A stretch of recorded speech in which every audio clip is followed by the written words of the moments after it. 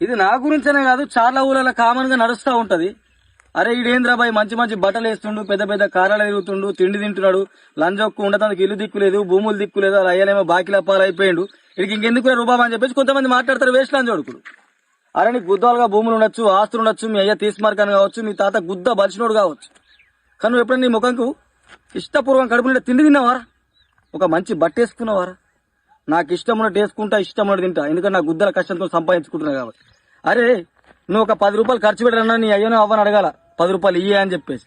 నేను అట్లా కాదు, 10,000 అయినా కానీ గుద్దల తమ్ముతో సంపాదించుకుంటా, ఇట్లా ఖర్చు పెడతా. నీకు గుద్దల తాకత్ లేదు, నీ దగ్గర ఆస్తుంది కానీ నీకు బయట విలువ లేదు. లంజోడక ఫస్ట్ నీ గురించి నువ్వు చూసుకో. నీ ఆస్తులు అంతస్తులు కాదు, నీ లైఫ్ నువ్వు చూసుకో.